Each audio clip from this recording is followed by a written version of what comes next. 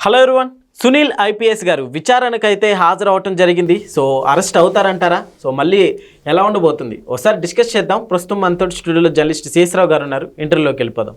Hello sir. Hello sir, ఇప్పుడు arrest అవుతారంటారా? ఏంటి ఈ వార్త డీటెయిల్స్? ఆల్రెడీ విచారణకి హాజరయ్యాడు అతను. అరెస్ట్ చేయలేదు, విచారించారు. దాదాపు 5 గంటల పాటు ఆయన్ని విచారించారు. ఎవరు? విజయనగర ఎస్పీ దామోదర్ గారు విచారించారు. విచారణాధికారిగా ఆయన్ని అపాయింట్ చేశారు. ఆయన విచారించారు. ఆయన ఐపీఎస్ఏ, ఈయన ఐపీఎస్ఏ. ఈయన మాజీ సిఐడి చీఫ్. ఈయన ఆ టైంలో ఆయన సిఐడి చీఫ్గా ఉన్నప్పుడు రఘురామకృష్ణరాజు గారు ఎంపీ, అప్పుడు వైఎస్ఆర్ కాంగ్రెస్ పార్టీ ఎంపీ, ఆయన్ని దేశద్రోహం కేసు కింద హైదరాబాద్ నుంచి తీసుకెళ్ళి గుంటూరులో అక్కడ సిఐడి కార్యాలయంలో పెట్టి ఆయన మీద కస్టోడియల్ టార్చర్ చేశారు. ఆ రోజున హత్యాయత్నం జరిగింది ఆయన మీద. కొంతమంది ఆయన్ని చంపేయాలని ప్రయత్నం చేశారు. ఆయన హార్ట్ ఆపరేషన్ చేయించుకున్నారు అప్పటికి. ఓకే, జస్ట్ ఒక నెల కూడా కాల, నెల లోపలే అలాంటి హార్ట్ ఆపరేషన్ చేయించుకున్నటువంటి ఆయన్ని తీసుకెళ్ళి ఆ రూమ్లో కస్టోడియల్ టార్చర్ పెట్టి ఒక బలమైనటువంటి వ్యక్తి ఛాతి మీద కూర్చొని తొక్కి చంపేయాలనే ప్రయత్నం చేశారు అనేది రఘురామకృష్ణరాజు గారు చేసినటువంటి కంప్లైంట్. అవును. దాని మీద అప్పట్లో కస్టోడియల్ టార్చర్ జరగలేదు అని చెప్పి గుంటూరు ఆసుపత్రి సూపరింటెండెంట్ ప్రభావతి గారు అనుకుంటే, డాక్టర్ ప్రభావతి గారు, ఆవిడ సర్టిఫికేట్ ఇచ్చారు. కానీ కస్టోడియల్ టార్చర్ జరిగింది అని చెప్పి చాలా క్లియర్గా గాయాలు కనిపిస్తున్నాయి ఆ రోజున. తర్వాత మిలిటరీ హాస్పిటల్లో ఈ కస్టోడియల్ టార్చర్ మీద నిర్ధారణ అయింది. అక్కడ ఉండే డాక్టర్స్ 3rd డిగ్రీ ప్రయోగించారని నిర్ధారించారు. నిర్ధారించిన తర్వాత ఆ రిపోర్ట్స్ని లోక్సభ స్పీకర్కి కూడా అందజేశారు. ఢిల్లీలో కూడా చర్చ జరిగింది దీని మీద. కానీ ఆ రోజున జగన్మోహన్ రెడ్డి గారు ముఖ్యమంత్రిగా ఉన్నారు కాబట్టి ఆ రోజున దాని మీద ఎలాంటి చర్యలు తీసుకోవాలి. 2024లో ప్రభుత్వం మారిన తర్వాత రఘురామకృష్ణరాజు గారు ఈ కేసుకు సంబంధించి విచారణ చేపట్టండి అని కంప్లైంట్ చేశారు. కంప్లైంట్ చేసి దాన్ని బేస్ చేసుకొని కంప్లైంట్ బేస్ చేసుకొని విచారణకు ఆదేశించారు. ఆదేశిస్తే ఈ కస్టోడియల్ టార్చర్ చేసినటువంటి కేసులో A1గా సునీల్ ఉన్నాడు, A2గా సీతారామాంజనేయులు, A3గా విజయపాలన్ అతను, అలాగే A4గా ప్రభావతి, A5గా ఇంకా ఉన్నారు, కొంతమంది ఉన్నారు. సో వీళ్ళు ఆయన్ని కస్టోడియల్ టార్చర్ చేయడానికి కొంతమంది ప్రైవేట్ వ్యక్తులు కూడా తీసుకొచ్చారనేది ఆయన చేసినటువంటి ఆరోపణ. వాళ్ళు ఎవరిని తీసుకొచ్చారు, మీరు కస్టోడియల్ టార్చర్ చేయమని చెప్పి మీకు ఎవరు చెప్పారు అనేటువంటి ప్రశ్నలు సునీల్ ఐపీఎస్కి విచారణ సందర్భంగా ఎదురయ్యాయి అని చెప్పి వాళ్ళ మీడియాలో వచ్చినటువంటి న్యూస్. ఓకే. ఎవరు? విచారణ అధికారిగా ఉన్నట్టు దామోదర్ ఐపీఎస్.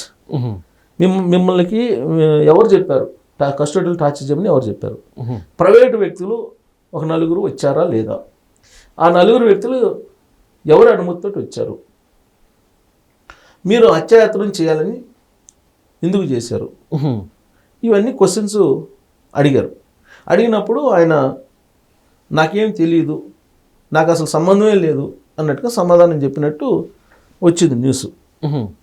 మరి సమాధానం చెప్పకపోతే, సహకరించకపోతే ఏం చేయాలి? ఇమీడియట్గా అరెస్ట్ వారెంట్ ఇస్తారు, అరెస్ట్ చేస్తారు. అవును. కానీ సోమవారం మొత్తం విచారించారు, 5 గంటల పాటు విచారించిన తర్వాత ఆయన పంపించేశారు. మరి ఏమైనా సమాధానం, రిప్లై వచ్చిందా? ఆ కస్టోడియల్ టార్చర్కి సంబంధించిన కీలకమైనటువంటి సమాచారం ఏమైనా సునీల్ ఐపీఎస్ ఇచ్చారా అంటే ఇవ్వలేదు అని చెప్పి ఇవాళ వచ్చినటువంటి న్యూస్ని బట్టి అర్థమవుతుంది. కాబట్టి అంతకుముందు కొంతమంది విచారణలో వాంగ్మూలాలు ఇచ్చారు. ఎవరు? తులసిబాబు అనే అతను, తర్వాత విజయపాల్ అనే అతను, వీళ్ళు కొన్ని వాంగ్మూలాలు ఇచ్చారు. అలాగే ప్రభావతిని అరెస్ట్ చేయాలి, ఆవిడని విచారిస్తున్నారు, ఆవిడని కూడా విచారించాలి.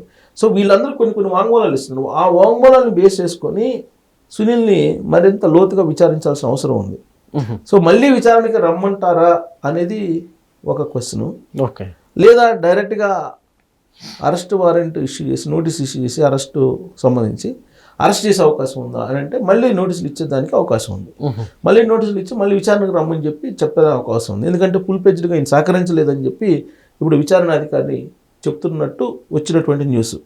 ఒకవేళ పూర్తి సమాచారం ఇవ్వకపోతే అప్పుడు ఏం చేయాలి? మళ్ళీ విచారణకి పిలిచి అప్పుడు అరెస్ట్ చేయడానికి అవకాశాలు ఉన్నాయి. మరి దానికి టైం తీసుకుంటారు. ఎందుకు టైం తీసుకుంటారంటే ఇప్పుడు ఆయన ఎస్సీ, ఆ కార్డు ప్లే చేస్తున్నారు బయట ఉండేటువంటి వాళ్ళు. ఇప్పుడు సంజయ్ అన్న అతను అరెస్ట్ అయ్యి ఉన్నారు, ఆల్రెడీ జైల్లో ఉన్నాడు.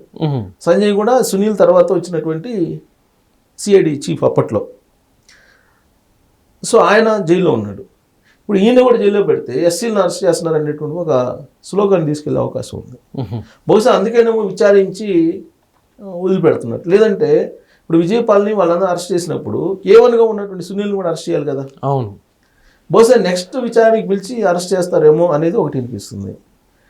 కాకపోతే ఈ మధ్యకాలంలో ఒక బీసీను, ఒక ఎస్సీను, లేకపోతే ఒక ముస్లింను అరెస్ట్ చేస్తే, నేరాలకు సంబంధించినటువంటి అరెస్టులు చేస్తే ఈ కులాలకు సంబంధించిన ప్రస్తావన తీసుకొస్తున్నారు.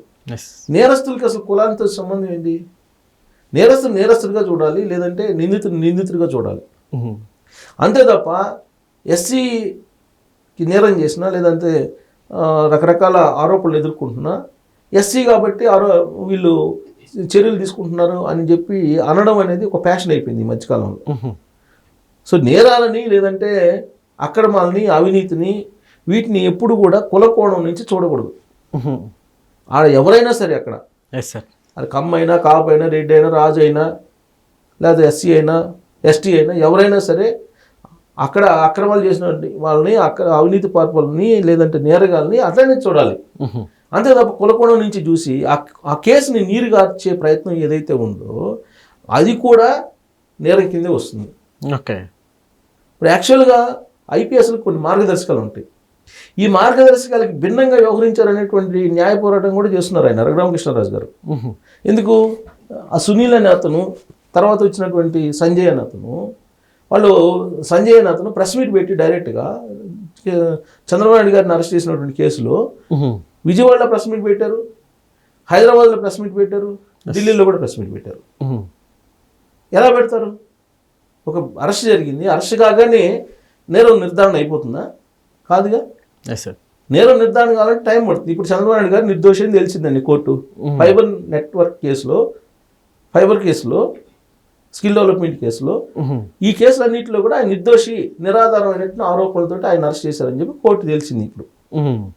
మరి ఇప్పుడు ఆ రోజు ప్రెస్ మీట్ పెట్టినటువంటి పొన్నవాళ్ళు సుధాకర్ రెడ్డిని ఏమనాలి, లేదా సంజయ్ మాజీ సిఐడి చీఫ్ని ఏమనాలి, లేదంటే సునీల్ సిఐడి చీఫ్ని ఏమనాలి? కాబట్టి వీళ్ళు రూల్స్ ప్రకారం, ఏదైనా చట్ట ప్రకారం, రూల్స్ ప్రకారం, రాజ్యాంగం ప్రకారం వెళ్ళాలి. దానికి భిన్నంగా వ్యవహరించడం వల్లనే ఇవన్నీ నడుస్తున్నాయి. సో కాబట్టి సునీల్ని మళ్ళీ పిలిచే అవకాశం ఉంది. మళ్ళీ పిలిచి ఖచ్చితంగా ఇప్పుడు మిగతా వాళ్ళు అందరూ అరెస్ట్ అయ్యారు కాబట్టి A2, A3, A4, A5 arrest అయినట్లేదు, A1 అరెస్ట్ కాల. సో వీళ్ళని కూడా అరెస్ట్ చేయడానికి అవకాశాలు లేకపోలేదు. Okay sir, thank you.